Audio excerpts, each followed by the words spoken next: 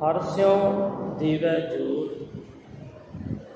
चरण वहाँ बपाओ शुभ रसना, दीजह प्राण अकोर। इन अमृत बचनों का आखिरी अर्थ ये है, कोई परमेश्वर का सेवक, कोई रब का प्यारा, कोई परमेश्वर की भगती विच लीन वाला परमेश्वर का भगत, कोई जन मैनू हरि परमेश्वर के नाल मिला देवे, हर स्यों देवै जोर। जेड़ा रबी प्यारा परमेश्वर का सेवक मैनू परमेश्वर नाल मिलावेगा, मैं उस रब के सेवक के चरणों को घुट के पकड़ लवां, अपनी जुबान तो उस रबी प्यारे की सिफत के बोल बोला, इत्थों तक अपने प्राण भी उस रब के सेवक के उत्तों कुर्बान कर दिया। कोई इस तरह का सेवक मैनू परमेश्वर नाल मेरा मिलाप करवा दे, कोई जन हर स्यों देवै जो, चरण गाहां बकाओ शुभ रसना, दीजह प्राण अकोर। कोई इस तरह का सेवक आवे जिहड़ा मेरा मिलाप परमेश्वर नाल करा दे। साहिब जी इन्हां अमृत बचनों के विच अपने अंदर पैदा हुए रब नालों जिहड़ा विछोड़ा है, उस विछोड़े का जिक्र करते हैं। एक बेनती जी, जिस अवस्था उत्ते जाके ये बोल बंदे दे अंदरों निकलते ने, इस अवस्था ते पहुँच जाना ही बड़े बड़े भागां की निशानी है।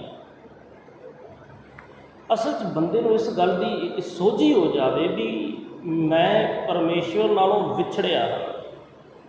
ये जी मिलाप की तांग है, ये तांग ताई अंदर उठेगी जे इस गल का आभास होगा कि मैं रब नालों विछड़िया हाँ।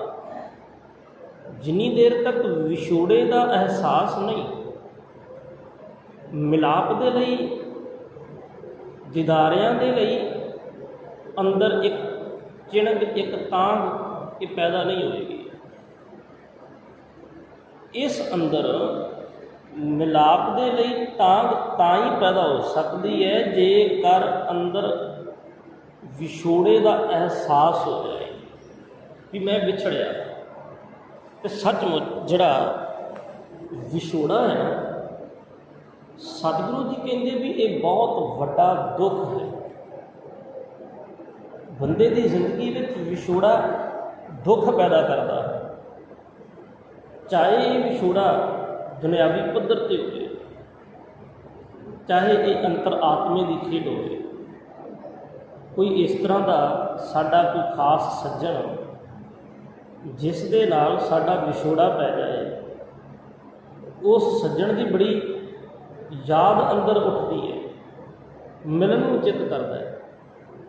दुनियावी पद्धर के उत्ते विछोड़ा बड़ा दुख है, माँ पुत का विछोड़ा नहीं सहा सकती।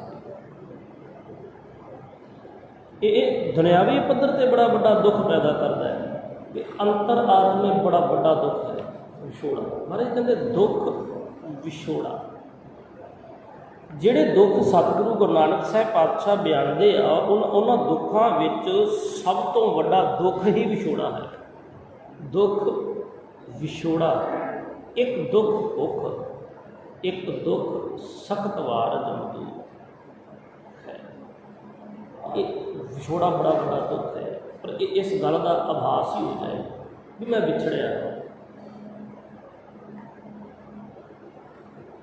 ਭਗਤ ਰਵਿਦਾਸ ਸਾਹਿਬ ਜੀ ਆਪਣੀ ਬਾਣੀ ਵਿੱਚ ਪਰਮੇਸ਼ਵਰ ਅੱਗੇ ਤਰਲਾ ਕਰਕੇ ਕਹਿੰਦੇ ਆ, ਹੇ ਪਰਮੇਸ਼ਵਰ,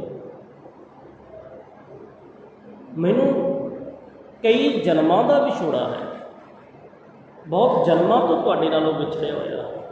ਤੇ ਖਿਆਲ ਕਰਿਓ ਇਹ ਬੇਨਤੀ ਦਾਸ ਨੇ ਬਹੁਤ ਵਾਰ ਕੀਤੀ।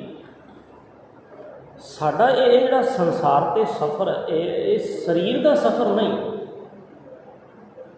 ਅਸਲ 'ਚ ਇਹ ਸਾਡੀ ਆਤਮਾ ਦਾ ਸਫ਼ਰ ਹੈ। ਸਾਡੀ ਜਿਹੜੀ ਆਤਮਾ ਹੈ ਇਹ ਕਈ ਜੂਨਾਂ ਭੋਗ ਕੇ ਭਟਕਦੀ ਹੋਈ, ਕਈ ਜੂਨਾਂ ਨੂੰ ਭੋਗਦੀ ਇਸ ਮਨੁੱਖਾ ਜੂਨ ਵਿੱਚ ਪਹੁੰਚੀ ਹੈ। ਸਰੀਰ ਪੰਜ ਭੌਤਿਕ ਸਰੀਰ ਵਿੱਚ ਵਰਤ ਰਹੀ ਇਹ ਆਤਮਾ ਇਸ ਜੂਨ ਦਾ ਸਫ਼ਰ ਤੈਅ ਕਰ ਰਹੀ ਹੈ। ਇਸ ਜੂਨ ਵਿੱਚ ਜੇਕਰ ਇਸ ਸਫ਼ਰ ਨੂੰ ਮੁਕਾ ਲਿਆ, ਮੰਜ਼ਿਲ ਹਾਸਲ ਕਰ ਲਈ, ਸਫ਼ਰ ਮੁੱਕ ਜਾਏਗਾ। ਨਹੀਂ ਤਾਂ ਮਹਾਰਾਜ ਕਹਿੰਦੇ ਵੀ ਇਸ ਪੌੜੀ 'ਤੇ ਜੋ ਨੜ ਚੁੱਕਾ ਆਏ ਜਾਏ ਦੁੱਖ ਪਾਏਗਾ। ਇਹ ਸਫ਼ਰ ਦੁਬਾਰਾ ਸ਼ੁਰੂ ਹੋ ਜਾਏਗਾ, 84 ਦਾ ਗੇਟ ਦੁਬਾਰਾ ਸ਼ੁਰੂ ਹੋ ਜਾਏਗਾ। ਤਾਂ ਹੀ ਭਗਤ ਜੀ ਕਹਿੰਦੇ ਬਹੁਤ ਜਨਮ ਵਿਛੜੇ ਥੇ ਮਾਧੋ, ਇਹ ਜਨਮ ਤੁਮਾਰੇ ਲੇਖੇ। ਤਾਂ ਹੀ ਸਾਹਿਬ ਇਸੇ ਗੱਲ ਨੂੰ ਸਤਿਗੁਰੂ ਜੀ ਨੇ ਇੱਕ ਤਾਂ ਇੱਦਾਂ ਸਮਝਾਇਆ, ਕਈ ਜਨਮ ਭਏ ਕੀਟ ਪਤੰਗਾ, ਕਈ ਜਨਮ ਗਜਮੀਨ ਕਰੰਗਾ, ਕਈ ਜਨਮ ਪੰਖੀ ਸਰਪ ਹੋਇਓ, ਕਈ ਜਨਮ ਹੈਵਰ ਬ੍ਰਿਖ ਜੋਇਓ। ਸਭ ਕਹਿੰਦੇ ਮੇਰ ਜਗਦੀਸ਼ ਮਿਲਣ ਕੀ ਵਰੀਆ, ਚਿਰੰਕਾਲ ਬਹੁਤ ਲੰਬੇ ਸਮੇਂ ਬਾਅਦ ਇਹ ਦੇਹ ਸਿੰਜਰੀਆ, ਇਹ ਦੇਹੀ ਪ੍ਰਾਪਤ ਹੋਈ। ਇਸੇ ਗੱਲ ਨੂੰ ਸਭ ਕਹਿੰਦੇ ਆਪਾਂ ਸੁਖਮਨੀ ਸਾਹਿਬ ਪਾਵਨ ਬਾਣੀ ਵਿੱਚ ਪੜ੍ਹਦੇ ਹਾਂ, ਫਿਰਤ ਪ੍ਰਭ ਆਇਆ, ਪਰਿਆ ਤਾਂ ਸ਼ਰਨਾਏ। ਉਹ ਫਿਰਤ ਕੀ ਹੈ? ਬਹੁਤ ਜੂਨਾਂ ਦਾ, ਬੜੇ ਜਨਮਾਂ ਦਾ ਵਿਛੋੜਾ ਹੈ। ਤਾਂ ਇਸ ਸਭ ਕਹਿੰਦੇ ਹਾਂ ਆਇਆ ਦੂਰੋਂ ਚੱਲ ਪਏ। ਉਹ ਦੂਰੋਂ ਚੱਲ ਕੇ ਕੀ ਹੈ? ਇਸ ਆਤਮਾ ਨੇ ਬੜਾ ਲੰਮਾ ਸਫ਼ਰ ਪਿੱਛੋਂ ਤੈਅ ਕੀਤਾ ਹੈ।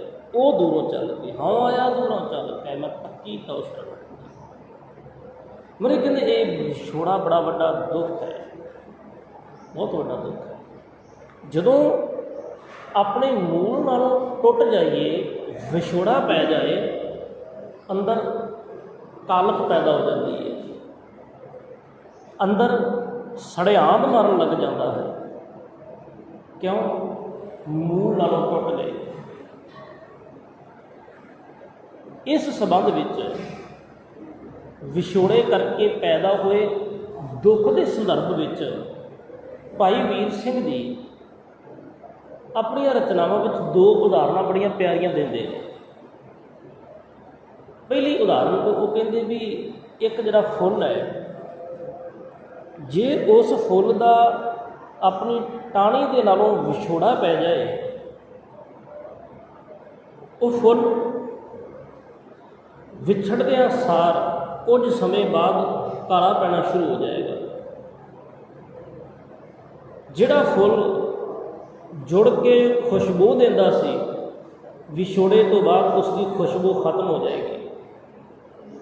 ਜਿਸ ਫੁੱਲ ਨੇ ਜੁੜ ਕੇ ਭਾਂਤ ਦੇ ਰੰਗ ਦਿਖਾਏ, ਵਿਛੋੜੇ ਤੋਂ ਬਾਅਦ ਉਹ ਫੁੱਲ ਬੇਰੰਗਾ ਹੋ ਜਾਏਗਾ, ਕਾਲਾ ਪੈ ਜਾਏਗਾ, ਰੰਗ ਖਤਮ ਹੋ ਜਾਏਗਾ। ਤੇ ਭਾਈ ਵੀਰ ਸਿੰਘ ਜੀ ਨੇ ਫੁੱਲ ਦੇ ਮੂੰਹੋਂ ਪੜਵਾਇਆ ਕਿ ਹੇ ਮੇਰੀ ਸੁਗੰਧੀ ਲੈਣ ਵਾਲੇ, ਮੇਰੇ ਰੂਪ ਨੂੰ, ਮੇਰੇ ਰੰਗ ਨੂੰ ਦੇਖ ਕੇ ਖੁਸ਼ ਹੋਣ ਵਾਲੇ, ਹੇ ਭਲਿਆ ਸੱਜਣਾ, ਵੇਖੀ ਮੇਰੀ ਇਸ ਖੁਸ਼ਬੂ ਦਾ ਆਨੰਦ ਲਈ, ਮੇਰੇ ਰੰਗ ਰੂਪ ਨੂੰ ਵੇਖ ਕੇ ਖੁਸ਼ ਹੋਈ, ਪਰ ਇੱਕ ਮੇਰੇ 'ਤੇ ਉਪਕਾਰ ਕਰੀ, ਮੈਨੂੰ ਡਾਲੀ ਨਾਲੋਂ ਤੋੜ ਨਾ ਦਈ, ਮੇਰਾ ਡਾਲੀ ਨਾਲੋਂ ਵਿਛੋੜਾ ਨਾ ਪਾ ਦਈ, ਕਿਉਂਕਿ ਜੇ ਮੈਂ ਵਿਛੜ ਗਿਆ ਤਾਂ ਮੇਰੇ ਇਹ ਰੰਗ ਰੂਪ, ਮੇਰੀ ਇਹ ਬਾਸ ਜਾਂਦੀ ਰਹੇਗੀ। ਭਾਈ ਵੀਰ ਸਿੰਘ ਲਿਖਦੇ ਆ, ਡਾਲੀ ਨਾਲੋਂ ਤੋੜਨਾ ਸਾਨੂੰ, ਅਸਾਂ ਹੱਟ ਮਹਿਕ ਦੀ ਲਾਈ, ਜੇ ਲੱਖ ਗਾਹਕ ਸੁੰਘੇ ਆ ਕੇ ਖਾਲੀ ਇੱਕ ਨਾ ਜਾਏ, ਜੇ ਤੂੰ ਸਾਨੂੰ ਤੋੜ ਕੇ ਲੈ ਗਿਓ ਇੱਕ ਜੋਗਾ ਰਹਿ ਜਾਸਾਂ, ਉਹ ਵੀ ਪਲਕ ਝਲਕਦਾ ਮੇਲਾ ਰੂਪ ਰੰਗ ਨਸ ਜਾਏ। ਵਿਛੋੜਾ ਨਾ ਪੈਦਾ ਕਰੀ। ਅਗਲੀ ਉਦਾਹਰਨ ਭਾਈ ਵੀਰ ਸਿੰਘ ਜੀ ਲਿਖਦੇ ਵੀ ਇੱਕ ਕੋਲਾ ਹੈ। ਕਹਿੰਦੇ ਮੈਂ ਦੇਖਿਆ ਵੀ ਕੋਲਾ ਕਾਲੇ ਰੰਗ ਦਾ ਹੈ। ਜਿਹੜਾ ਉਸ ਨੂੰ ਹੱਥ ਪਾਉਂਦਾ ਹੈ, ਉਹਦਾ ਹੱਥ ਕਾਲਾ ਹੋ ਜਾਂਦਾ ਹੈ। ਪਰ ਇਹ ਕੋਲਾ ਇਹਦਾ ਜਿਹੜਾ ਸਹੀ ਰੰਗ ਸੀ ਉਹ ਤੇ ਲਾਲ ਸੀ, ਕਿਉਂਕਿ ਕੋਲੇ ਦਾ ਜਿਹੜਾ ਮੂਲ ਹੈ ਉਹ ਅੱਗ ਹੈ।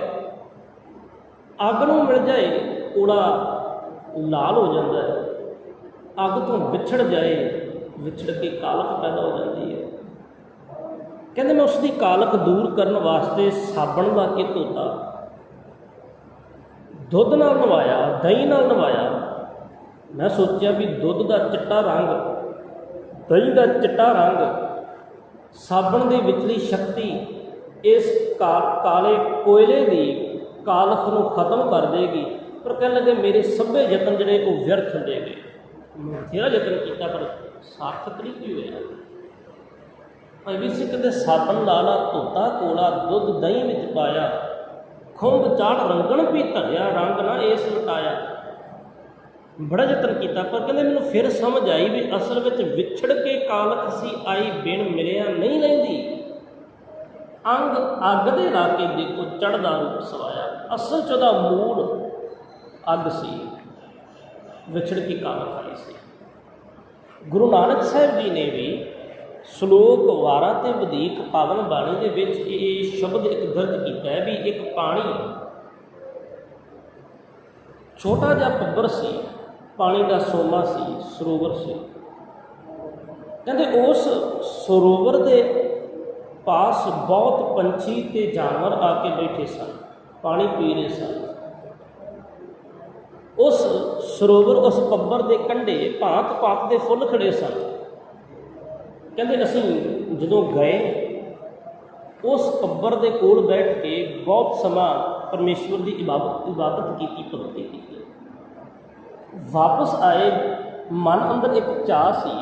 ਭਾਈ ਮਰਦਾਨਾ ਜੀ ਗੁਰੂ ਨਾਨਕ ਸਾਹਿਬ ਨੂੰ ਕਹਿੰਦੇ ਮਹਾਰਾਜ ਉਹ ਥਾਂ ਫਿਰ ਆਉਣ ਵਾਲੀ ਹੈ ਜਿੱਥੇ ਜਾਂਦਿਆਂ ਬੈਠੇ ਸਨ, ਵਾਪਸ ਆ ਰਹੇ ਹਾਂ, ਥਾਂ ਆਉਣ ਵਾਲੀ ਹੈ, ਫਿਰ ਬਹਿ ਕੇ ਭਗਤੀ ਕਰਾਂਗੇ। ਕਿੰਨੀਆਂ ਖੁਸ਼ਬੂਆਂ ਆਉਂਦੀਆਂ ਸਨ। ਕਹਿੰਦੇ ਜਿਉਂ-ਜਿਉਂ ਥੋੜ੍ਹਾ ਜਿਹਾ ਅਸੀਂ ਨੇੜੇ ਹੋਏ ਸਾਨੂੰ ਬਦਬੂ ਆਉਣੀ ਸ਼ੁਰੂ ਹੋ ਗਈ।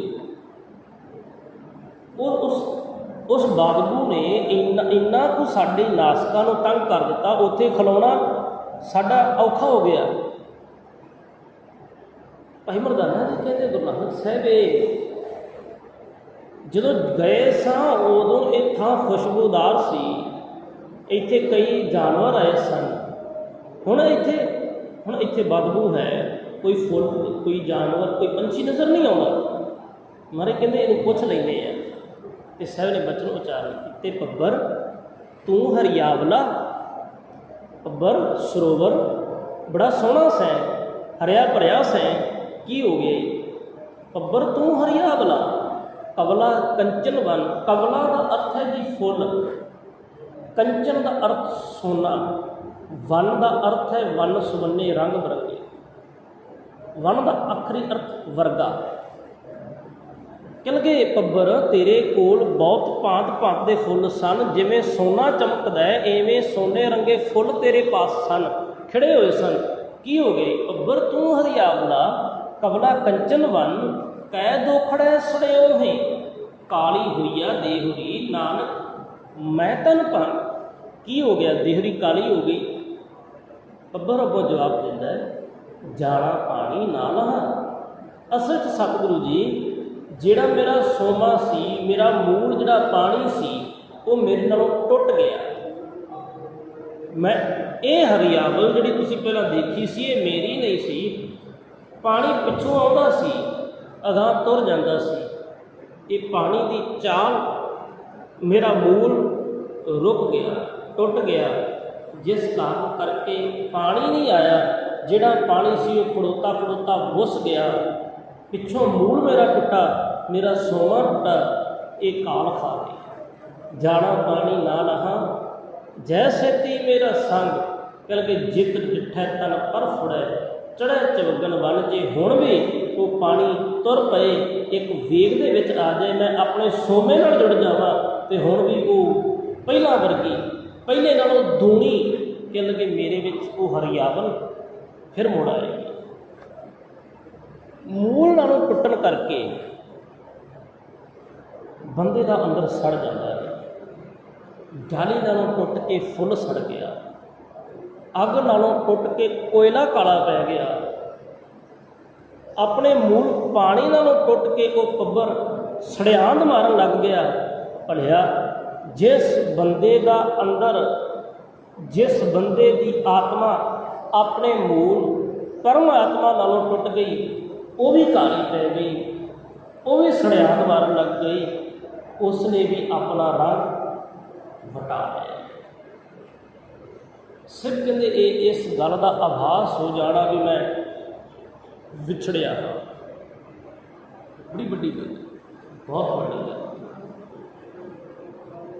ਮਹਾਰਾਜ ਤੇ ਕਹਿੰਦੇ ਆ ਬਿਰਹਾ ਬਿਰਹਾ ਆਖੀਏ ਬਿਰਹਾ ਤੂੰ ਸੁਲਤਾਨ। ਇਹ ਅਵਸਥਾ ਬੜੀ ਉੱਚੀ ਅਵਸਥਾ ਹੈ। ਦੂਜੇ ਪਾਸੇ ਕਹਿੰਦੇ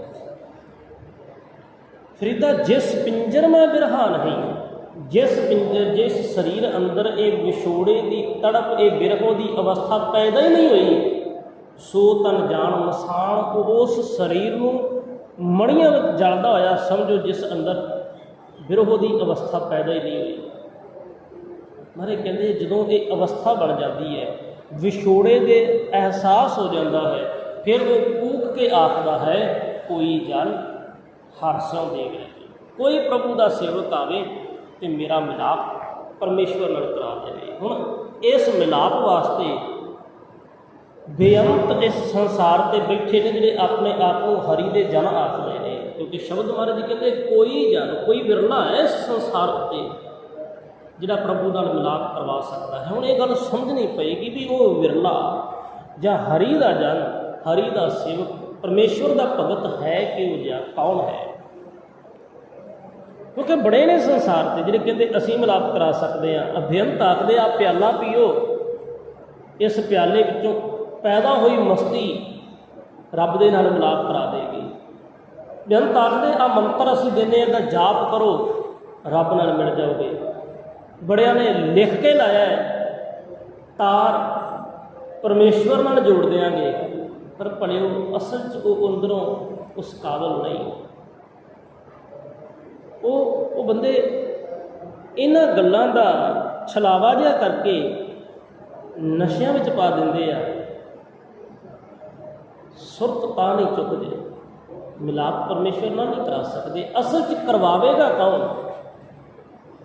ਜਿਹੜਾ ਖੁਦ ਪਰਮੇਸ਼ਵਰ ਨੂੰ ਮਿਲਿਆ ਹੈ, ਉਹੀ ਤੇ ਪਰਮੇਸ਼ਵਰ ਨਾਲ ਮਿਲਾਪ ਕਰਾ ਸਕਦਾ ਹੈ ਨਾ।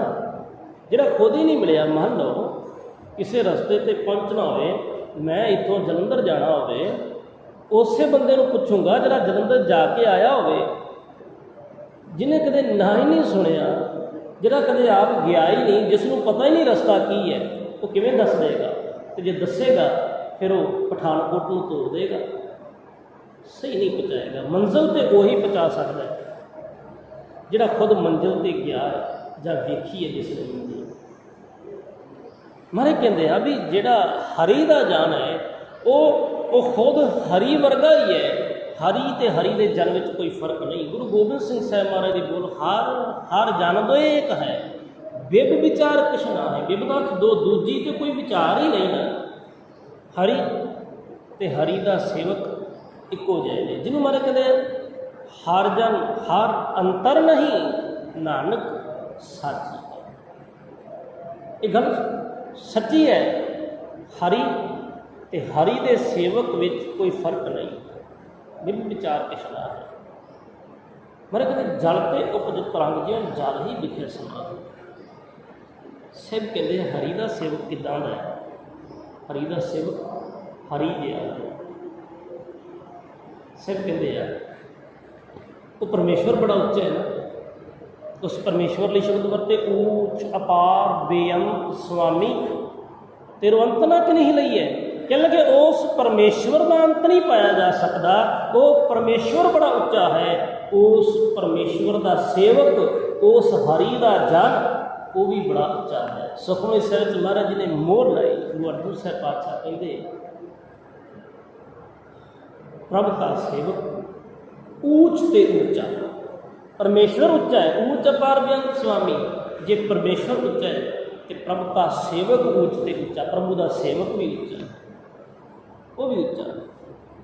हरजन ते हरि अलग अलग नहीं। मरे कहते जिहड़ा इस तरह का हरि का जन है जिसने खुद परमेश्वर का मिलाप हासिल किया, जी खुद सुहागण है, असल ओहो ही अकाल पुरख वाहिगुरू परमेश्वर खसम कंत बाबत दस सकती है। ताई साहब कहते हैं भी जेकर परमार्थ कमाउण दे लई जां परमेश्वर के बाबत अपने खसम के बाबत जे तू किसी को पूछे तो भलीए उहदे कोले जाई जिहड़ी खुद सुहागण है, जाए पुछो सुहागणी तुसीं राविया कि नहीं गुणी, असल च वो तेनों जवाब देणगियां भी सहज संतोख शिंगारियां मिठा बोलिया। हरि का जन नहीं दस सकता। मारे कहते जिस अंदर बिरहो की विछोड़े की तड़प पैदा हो गई, आभास हो गया भी मैं विछड़िया हाँ, वो पुकार के आखना है भी कोई जन हारस्यों देवे जोर, कोई मेरा मिलाप मेरे हरि के नाल करा दे। वो फिर पुकार के आखेगा कोई आन मिलावे मेरा प्रीतम प्यारा, हाँ इस पर आप विचाई, मैं तो अपना आपा कुर्बान कर दिया। कहते फिर वो तो आखेगा मेरा मन लोचा गुरदर्शन काई, बिलोप करे चातिक की न्याई, त्रिखाना उतरे शाप न आवे। वो तो आखेगा हाँ रह ना सका बिन देखे प्रीतमा, मैनी वहीं वह चले जियो।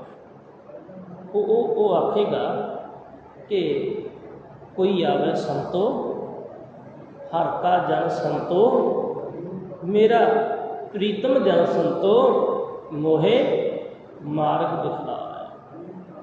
वो आखदा है कोई जन हारस्यों देवे जो, वो कहेगा मेरे हर प्रीतम की कोई बात सुनावे, कोई आवे जिहड़ा मैनू मेरे प्रभु प्यारे दे दर कर दी, उसकी सिफत दी, उसकी वडियाई दी, उसके गुणां दी, उसकी महिमा भरी कोई एक दी बोली, कोई एक दा शब्द मैनू सुना जाए, कहते मैं तो कुर्बान जाना। कहते वार ने बलिहार ने लख बरिया, मैं तो कुर्बान जाना, कोई जन हारस्यों दे गया जो। वो तो आखदा नैन महंजे तस दे कद बसी दीदा, तो आखदा दर्शन प्यासी दिन सरात चितवा आन दिती। वो तो आखदा सतगुरु तेरे दीदार करके ही मैं जिउंदा हाँ, दर्शन देख दीदा देगा। मरे कहते वो आखदा भी कोई जन हारस्यों देवे जोर, कोई इस तरह का हरि का सेवक परमेश्वर का प्यारा कोई भगत आवे कि मैनू परमेश्वर नाल मिलाप मेरा करवा दे।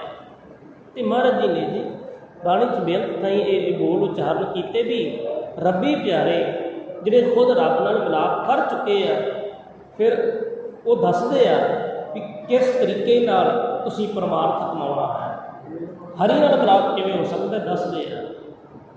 जो एक शब्द महाराज जी का सोरठ राग विच आपां बचन पढ़ते हैं सतगुरु जी के, जिहदे विच महाराज कहते आ कि भलिया असी उस परमेश्वर के पैदा किए हुए दोवें भरा, साडा दोवां दा पिता वो अकाल पुरख वाहिगुरू परमेश्वर है। तेरे ते सतगुरु की कृपा हुई, तू पहला मिलाप हासिल कर लिया है, मेरा भी मेरे ते भी कृपा कर, मेरा मिलाप उस परमेश्वर नाल करा दे। महाराज ने वचन किए है जी, एक पिता एकस के हम बारिक, तू मेरा गुरहाई, सुन मीता जियो हमारा भल बल जैसी, हर दर्शन देहो दिखाई। सुन मीता धूरी कबल जाई, ए मन तेरा भाई रहाओ, पाव मलोवा मलमल धोवा, ए मन तैकू देसा। सुन मीता हाँ तेरी शरणाई आया, प्रभ मिलो देहो उपदेशा। मेरे ते कृपा कर, मैनू कोई इस तरह की गल दस, कोई उपदेश दे जिस उपदेश को कमा के मैं परमेश्वर नाल मिलाप हासिल कर लवां।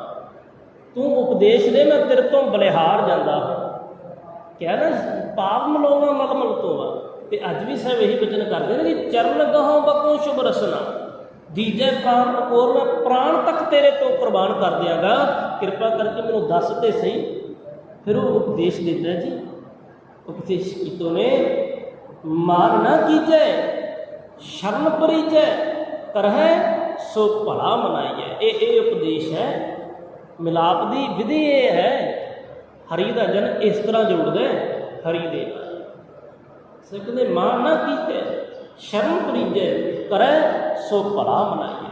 ये विधि है, इस तरह मिलाप हो सकता है। बाबा फरीद साहब जी भी शुभ गुणों का जिक्र करते हैं ना जी।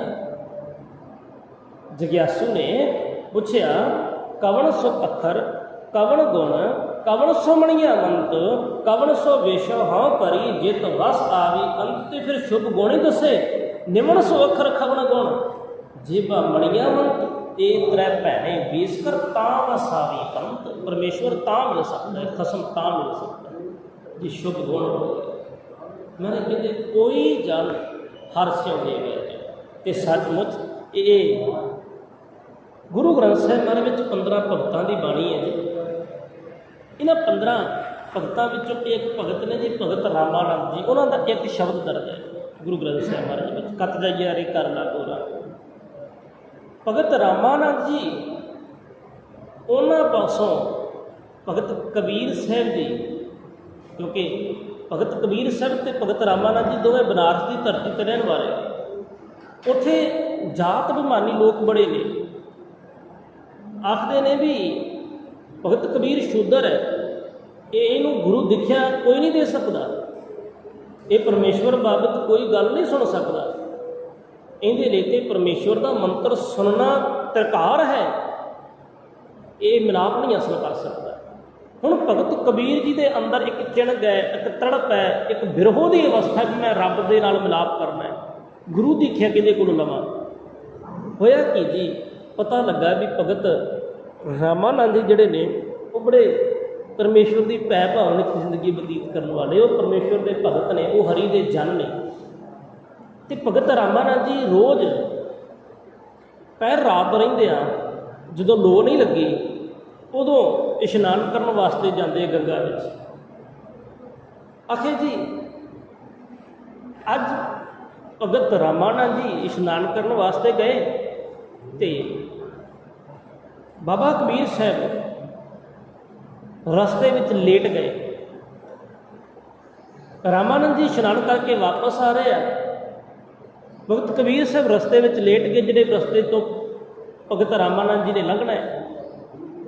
तुरे आउंदियां हनेरे विच ठेडा लगा, संभल के इको ही गल आखी भगत रामानंद जी ने, इको ही कहन लगे राम के राम कहो। हे परमेश्वर दे भेजे हुए बंदे परमेश्वर का नाम लै, राम के राम कहो। सौण का वेला नहीं, कोई गल आखी ना। बस बाबा कबीर साहब कहते भी कबीर सतगुर सुर में बाहिया बाण जो एक, ओ बोल तीर वांग मेरे अंदर कलेजे नूं विन गए। कह लगे बाहिया बाण जो एक लागत ही कोई गिर पड़िया परा करे जेशी। कहते बस वो गुरु का दिता उपदेश मेरा आखिरी उपदेश सी, उस उपदेश नूं कमाया। तो भगत कबीर साहब कहते भी मैं खुद भगत रामानंद जी की कृपा करके राम कबीरा एक पे हैं, कोई ना सके पछानी वाली अवस्था हो गई, अब तो चाहे चढ़े सिंघासन वाली अवस्था हो गई। भगत कबीर साहब कहते मैं एक मिनट इदा हासिल की। एक कोई जन आया, इस एक जन ने मैनू मेरा मिलाप परमेश्वर नाल करता, हर स्यों देवे जो कहते मैं बलिहार जाता। तो जिस अंदर ये तड़प ही पैदा नहीं हुई भी मैं विछड़िया हाँ, वो उहदी हालत भगत फरीद साहब कहते भी उहदी हालत इस तरह है, तब तक लोहे लोहे हाथ मलोरा बावल हुई सोच है लोरा। तै शह मन में किया रोस मुझ अगन शह नाही दोष, तै साहिब की मैं सार ना जानी जोबन खोए पाछे पछतानी। उहदी हालत है काली कोयल तो कित गुण काली, अपने प्रीतम कै खाओ मिर है जाती। सड़ी हुई है अंदरों, कालख है, विछोड़ा है। मिलाप होएगा, विछोड़ा दूर होएगा, एक कालख दूर होएगी। मेरे कहते कोई जन हादसियों के बह जो। तो सचमुच जी ਸਾਡੇ ਇਤਿਹਾਸ ਵਿੱਚ ਨਾ ਜੀ ਗੁਰੂ ਅਰਜਨ ਸਾਹਿਬ ਪਾਤਸ਼ਾਹ ਜੀ ਜਿਸ ਵਕਤ ਦਰਬਾਰ ਸਾਹਿਬ ਰੋਜ਼ ਦੀਵਾਨ ਸਜਦਾ ਹੈ ਤੇ ਸਤਿਗੁਰੂ ਜੀ ਦੇ ਹਜ਼ੂਰ ਗੁਰੂ ਘਰ ਦੇ ਦੋ ਰਬਾਬੀ ਕੀਰਤਨ ਕਰਦੇ ਆ, ਸੱਤਾ ਤੇ ਬਲਵੰਡਾ ਜੀ। ਇਹ ਗੁਰੂ ਘਰ ਦੇ ਰਬਾਬੀ ਨੇ ਜੀ, ਭਾਈ ਸੱਤਾ ਜੀ ਤੇ ਭਾਈ ਬਲਵੰਡ ਜੀ। ਹਰ ਰੋਜ਼ ਕੀਰਤਨ ਹੁੰਦਾ ਹੈ। ਤਵਾਰੀਖ ਗੁਰੂ ਖਾਲਸਾ ਦਾ ਕਰਤਾ ਲਿਖਦਾ ਹੈ, ਹਰ ਰੋਜ਼ ਸਤਿਗੁਰੂ ਦੇ ਪਾਵਨ ਦਰਬਾਰ ਵਿੱਚ ਸਿੱਖ ਨਮਸਕਾਰ ਕਰਨ ਆਉਂਦੇ ਆ, ਭੇਟਾਵਾਂ ਲੈ ਕੇ ਆਉਂਦੇ ਆ, ਤੇ ਕਰੀਬ 500 ਦੇ ਕਰੀਬ ਜਿਹੜੀ ਆ ਉਹ ਰੋਜ਼ ਚੜਾਵਾ ਜਿਹੜਾ ਹੋ ਜਾਂਦਾ ਹੈ। ਉਸ ਮਾਇਆ ਨੂੰ ਦੇਖ ਕੇ ਮਨ ਡੋਲ ਗਿਆ। ਸੱਤਾ ਜੀ ਤੇ ਬਲਵੰਡਾ ਜੀ ਸੋਚਦੇ ਆ ਵੀ ਅਸੀਂ ਕੀਰਤਨ ਕਰਦੇ ਆ ਤਾਂ ਹੀ ਸਿੱਖ ਭੇਟਾ ਦਿੰਦੇ ਆ, ਸਾਡੇ ਕੀਰਤਨ ਤੋਂ ਖੁਸ਼ ਹੋ ਕੇ ਭੇਟਾ ਦਿੰਦੇ ਆ, ਸਾਡੇ ਰਾਗ ਵਿਦਿਆ ਤੋਂ, ਸਾਡੇ ਵੱਲੋਂ ਲਾਈ ਜਾਂਦੀ ਤਾਣ ਤੋਂ ਖੁਸ਼ ਹੋ ਕੇ ਇਹ ਸਿੱਖ ਭੇਟਾ ਦਿੰਦੇ ਆ। ਚਲੋ ਇਤਿਹਾਸ ਕਹਿੰਦਾ ਵੀ ਸੱਤਾ ਬਲਵੰਡ ਜੀ ਦੇ ਭੈਣ ਜੀ ਦਾ ਵਿਆਹ ਸੀ। ਇਹਨਾਂ ਨੇ ਸਤਿਗੁਰੂ ਜੀ ਦੇ ਚਰਨਾਂ 'ਚ ਇਹ ਬੇਨਤੀ ਕੀਤੀ ਵੀ ਕੱਲ੍ਹ ਨੂੰ ਜਿਹੜੀ ਵਟਕ ਹੋਏਗੀ ਜਾਂ ਜਿਹੜੀ ਚੜ੍ਹਤ ਹੋਏਗੀ, ਜਿਹੜਾ ਚੜਾਵਾ ਹੋਏਗਾ, ਕੱਲ੍ਹ ਦਾ ਚੜਾਵਾ ਅਸੀਂ ਲੈ ਕੇ ਜਾਵਾਂਗੇ। ਅੰਦਰ ਇਹ ਕਪਟ ਆ ਗਿਆ, ਅੰਦਰ ਇਹ ਅਹੰਕਾਰ ਆ ਗਿਆ ਵੀ ਅਸੀਂ ਗਾਉਂਦੇ ਆ, ਇਹ ਇਸ ਪੈਸੇ ਦਾ, ਇਸ ਚੜ੍ਹਤ ਦਾ ਹੱਕ ਸਾਡਾ ਹੈ। ਇਹ ਗੁਰੂ ਦਾ ਕੋਈ ਹੱਕ ਨਹੀਂ ਇਸ ਚੜ੍ਹਤ 'ਤੇ, ਕਿਉਂਕਿ ਅਸੀਂ ਗਾਉਂਦੇ ਆ, ਸਾਡੇ ਗਾਉਣ ਕਰਕੇ ਸਿੱਖ ਚੜ੍ਹਤ ਦਿੰਦੇ ਆ, ਚੜਾਵਾ ਦਿੰਦੇ ਆ। ਇਸ ਚੜਾਵੇ 'ਤੇ, ਇਸ ਚੜ੍ਹਤ 'ਤੇ ਹੱਕ ਸਾਡਾ ਹੈ। ਇਸ ਕਪਟ ਦੇ ਨਾਲ, ਇਸ ਅੰਦਰਲੇ ਅਹੰਕਾਰ ਦੀ ਭਾਵਨਾ ਦੇ ਨਾਲ ਕਿ ਲੱਗੇ ਸਤਿਗੁਰੂ ਕੱਲ੍ਹ ਨੂੰ ਜਿਹੜੀ ਚੜ੍ਹਤ ਹੋਏਗੀ ਉਹ ਅਸੀਂ ਲੈ ਕੇ ਜਾਵਾਂਗੇ। ਮਾਰੇ ਕਹਿੰਦੇ ਭਲੀ ਗੱਲ ਹੈ, ਅੱਛੀ ਗੱਲ ਹੈ, ਲੈ ਜਾਓ। ਅਗਲੇ ਦਿਨ ਇਹਨਾਂ ਨੇ ਕੀਰਤਨ ਕੀਤਾ ਜੀ, ਅਤੇ ਜਿਹੜੀ ਚੜ੍ਹਤ ਸੀ ਉਹ 100 ਕੁ ਰੁਪਈਆ ਹੋਈ। ਹੁਣ 100 ਕੁ ਰੁਪਈਆ ਹੋਈ ਅਤੇ ਅੰਦਰ ਸੜ ਗਿਆ। ਹਰ ਰੋਜ਼ ਤੇ ਇੰਨੀ ਵੱਡੀ ਚੜ੍ਹਤ ਹੁੰਦੀ ਸੀ, 500 ਹੁੰਦੀ ਸੀ। ਜ਼ਰੂਰ ਗੁਰੂ ਅਰਜਨ ਸਾਹਿਬ ਪਾਤਸ਼ਾਹ ਜੀ ਨੇ ਸਿੱਖਾਂ ਨੂੰ ਰੋਕ ਦਿੱਤਾ ਹੋਏਗਾ ਵੀ ਅੱਜ ਚੜ੍ਹਤ ਨਹੀਂ ਦੇਣੀ, ਜ਼ਰੂਰ ਰੋਕ ਦਿੱਤਾ ਹੋਏਗਾ। ਇਹ ਇਸ ਕਪਟ ਕਰਕੇ ਉਹ ਜਿਹੜਾ 100 ਰੁਪਈਆ ਹੋਇਆ ਇਹ ਉਹ ਲੈ ਕੇ ਚਲੇ ਗਏ। ਅਗਲੇ ਦਿਨ ਸੱਤਾ ਤੇ ਬਲਵੰਡਾ ਜੀ ਕੀਰਤਨ ਕਰਨ ਵਾਸਤੇ ਆਏ ਨਾ, ਮਹਾਰਾਜ ਜੀ ਨੇ ਇੱਕ ਸਿੱਖ ਨੂੰ ਭੇਜਿਆ ਵੀ ਜਾਓ ਤੇ ਬੁਲਾ ਕੇ ਲੈ ਕੇ ਆਓ। ਸੱਤਾ ਬਲਵੰਡਾ ਜੀ ਨੂੰ ਬੁਲਾਉਣ ਵਾਸਤੇ ਇੱਕ ਸਿੱਖ ਜਦੋਂ ਜਾਂਦਾ ਹੈ ਘਰ ਤੇ ਉਹਨੂੰ ਮੋੜ ਦਿੰਦੇ, ਅਸੀਂ ਨਹੀਂ ਅੱਜ ਆਉਣਾ। ਮਹਾਰਾਜ ਜੀ ਨੇ ਕੁਝ 94 ਸਿੱਖ ਭੇਜੇ, ਬਾਬਾ ਬੁੱਢਾ ਸਾਹਿਬ ਜੀ ਨੂੰ ਭੇਜਿਆ, ਮਹਾਰਾਜ ਜੀ ਨੇ ਭਾਈ ਗੁਰਦਾਸ ਜੀ ਨੂੰ ਭੇਜਿਆ। ਜਦੋਂ ਕੁਝ 94 ਸਿੱਖ ਗਏ ਤੇ ਉਹਨਾਂ ਮੁਖੀ ਸਿੱਖਾਂ ਨੂੰ, ਕਿਉਂਕਿ ਬਾਬਾ ਬੁੱਢਾ ਸਾਹਿਬ ਜੀ ਦਾ ਜੋ ਪੰਥ ਵਿੱਚ ਸਤਿਕਾਰ ਹੈ, ਉਸ ਸਤਿਕਾਰ ਨੂੰ ਮੁੱਖ ਰੱਖਦਿਆਂ ਬਾਬਾ ਜੀ ਦੀ ਗੱਲ ਨੂੰ ਕੋਈ ਟਾਲਦਾ ਹੀ ਨਹੀਂ। ਇਹਨਾਂ ਨੇ ਬਾਬਾ ਬੁੱਢਾ ਸਾਹਿਬ ਜੀ ਨੂੰ, ਉਹਨਾਂ ਨੂੰ ਵੀ ਆਖ ਦਿੱਤਾ ਵੀ ਅਸੀਂ ਨਹੀਂ ਅੱਜ ਆਉਂਦੇ। ਅਤੇ ਸਿਰਫ ਇੰਨਾ ਹੀ ਨਹੀਂ ਆਖਿਆ, ਸਗੋਂ ਗੁਰੂ ਘਰ ਪ੍ਰਤੀ ਕਬੋਲ ਬੋਲੇ, ਅਸ਼ਰਤ ਕਬੋਲ ਬੋਲੇ, ਨਿੰਦਿਆ ਕੀਤੀ। ਸਤਿਗੁਰੂ ਜੀ ਦੇ ਸਿੱਖ ਦਰਬਾਰ ਵਿੱਚ ਆ ਕੇ ਮਹਾਰਾਜ ਜੀ ਨੂੰ ਸਾਰਾ ਕੁਝ ਦੱਸਦੇ ਆ। ਸਤਿਗੁਰੂ ਗੁਰੂ ਅਰਜਨ ਸਾਹਿਬ ਪਾਤਸ਼ਾਹ ਆਪ ਗਏ। ਮਹਾਰਾਜ ਕਹਿੰਦੇ ਆ ਗੁਰੂ ਨਾਨਕ ਦਾ ਘਰ ਹੈ, ਇਸ ਤਰ੍ਹਾਂ ਨਿੰਦਿਆ ਨਹੀਂ ਕਰੀਦੀ। ਆਓ ਗੁਰੂ ਨਾਨਕ ਸਾਹਿਬ ਜੀ ਦੀ ਬਾਣੀ ਗਾਇਨ ਕਰੋ, ਉਸਤਤ ਕਰੀਏ ਕਰਤਾਰ ਦੀ। ਆਓ। ਇਹਨੇ ਪਿਆਰ ਨਾਲ, ਇਹਨੇ ਨਿਮਰਤਾ ਦੇ ਨਾਲ ਆਵਾਜ਼ ਮਾਰੀ, ਤੇ ਸੱਚਮੁੱਚ ਭਲਿਓ ਗੁਰੂ ਤੇ ਬੜੇ ਪਿਆਰ ਨਾਲ ਪੁਕਾਰ ਕੇ ਆਵਾਜ਼ ਮਾਰਦਾ ਹੈ, ਬੜੇ ਪਿਆਰ ਨਾਲ। ਆਵੋ ਸਿੱਖ ਸਤਿਗੁਰੂ ਕੇ ਪਿਆਰੇ ਹੋ, ਗਾਵੋ ਸੱਚੀ ਬਾਣੀ। ਗੁਰੂ ਤੇ ਬੜੇ ਪ੍ਰੇਮ ਨਾਲ ਆਵਾਜ਼ ਮਾਰਦਾ ਹੈ। ਉਹ ਉਸ ਪ੍ਰੇਮ ਨੂੰ ਨਜ਼ਰ ਅੰਦਾਜ਼ ਕਰਦੇ ਆ। ਇਹ ਕਿਰਤ ਕਣਾ ਨੇ ਕਬੂਲ ਬੋਲੇ ਜੀ। ਇੱਥੋਂ ਤੱਕ ਜਾ ਕੇ ਸ਼ਬਦ ਵਰਤੇ, ਗੁਰੂ ਨਾਨਕ ਕੌਣ ਹੈ? ਜੇ ਸਾਡਾ ਵੱਡ ਵਡੇਰਾ ਰਬਾਬੀ ਮਰਦਾਨਾ ਕੀਰਤਨ ਨਾ ਕਰਦਾ, ਗੁਰੂ ਨਾਨਕ ਨੂੰ ਕੌਣ ਜਾਣਦਾ? ਕਬੂਲ ਬੋਲੇ ਜੀ। ਸਾਡੀ ਜ਼ੁਬਾਨ ਸੜ ਜਾਂਦੀ ਹੈ। ਇਹਨਾਂ ਨੇ ਸ਼ਬਦ ਵਰਤੇ ਜੀ। ਆਖੇ ਗੁਰੂ ਨਾਨਕ ਕੌਣ ਹੈ? ਸਾਡੇ ਰਬਾਬੀ, ਸਾਡੇ ਵੱਡ ਵਡੇਰੇ ਭਾਈ ਮਰਦਾਨੇ ਨੇ ਕੀਰਤਨ ਕੀਤਾ, ਤਾਂ ਗੁਰੂ ਨਾਨਕ ਨੂੰ ਦੁਨੀਆ ਜਾਣਦੀ ਹੈ। महाराज कुछ ना बोले। देखो सतगुरु गुरु अर्जन साहिब पातशाह जी अपने तो जो उन्होंने शब्द कबोल वरते सन, महाराज जी ने कुछ ना आख्या। जो गुरु नानक साहिब पातशाह प्रथा कबोल बोल बोले, अछत कबोल बोले, महाराज उत्थे सिखां नूं कहंदे आ ये फिट गए, ये फिट गए, इन्होंने मूँह नहीं लाउणा, महाराज वापस आ जाते हैं। सतगुरु सिखां नूं कहंदे आ सरंदा चुको, लियाओ जोड़ी, असीं आप कीर्तन करांगे। महाराज जी खुद कीर्तन करते हैं जी। खैर सतगुरु ने यह हुक्मनामा संगतां नूं जारी किया, सत्ता ते बलवंडा जी की कोई भी मेरे पास आके कोई गल करे उहदा मूँह काला किया जाएगा, जुत्तियां दा हार गल विच पाया जाएगा, गधे ते बिठा के उन्होंने सारे अमृतसर की फेरी कढ़ाई जाएगी, उन्हों की कोई गल मेरे को आके ना करे। तो सचमुच बाणी का एक फैसला है ना जी। मेरे कहते जियो तपत है बारो बार, तप तप खपे बहुत बेकार, जय तन बाणी विसर जाए, जियो पक्का रोगी विरलाए। पक्का रोगी कहते कोड़ का रोगी। इधर सत्ता ते बलवंडा ने कबोल बोले, गुरु अर्जन साहिब पातशाह कहते फिट गए। इन्ना ही कहना सी, इन्हां दे ज्यों ही अंदरों पर गुरु तो शरधा मुकी, कोड़ का रोग होना शुरू हो गया, जख्म हो गए शरीर पे, कोड़ का रोग शुरू हो गया, तड़पते ने, अपने कीते नूं पछताउंदे ने। हुण वो अवस्था अंदर बन गई, चाहुंदे आ भी कोई मिलाप साडा करा दे, हुण चाहुंदे आ भी कोई साडे वल्लों कीती गुस्ताखी दी सानूं कोई मुआफ़ी दे दे। हुण ये चाहुंदे आ भी जो असी कह बैठे हैं, जो कर बैठे हैं, कोई सानू बख्शा देवे, साड़ी बहोड़ी करा दे। पर सतगुरु जी का हुक्म है भी कोई इन्हों मूँह ना लाए कि गुरु का सिख किवें जांदा। पर परोपकारी सत्कारयोग भाई लद्दा जी गुरु अर्जन साहिब पातशाह जी के सिख ने,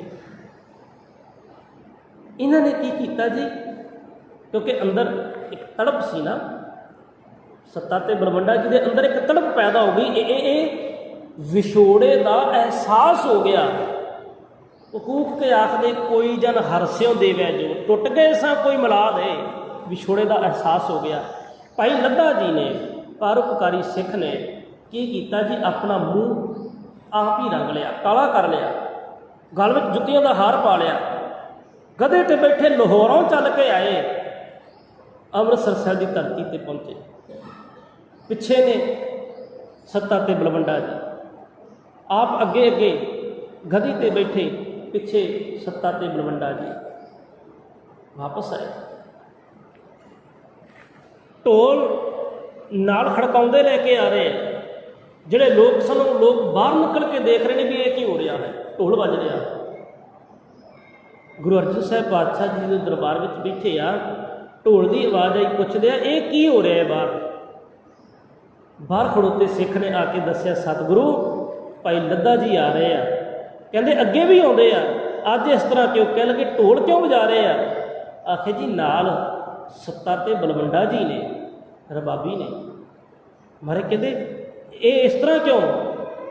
सिख कहते सतगुरु तुहाडे वल्लों कीते आदेशों अनुसार आ रहे हैं, मूँह काला किया है, गद्दी ते बैठे आ, गल में जोड़ियां का हार है। महाराज जी के दरबार में हाजिर हुए, आके आखदे सतगुरु गलती हो गई, मुआफ़ कर दो। महाराज इको बचन आखदे, सतगुरु कहते जिस गुरु नानक साहिब जी की निंदा करके, जिस गुरु घर प्रथाए कबोल बोल के इन्हां दी ये हालत हुई है, उस गुरु घर की सिफत करन रोग जाता रहेगा।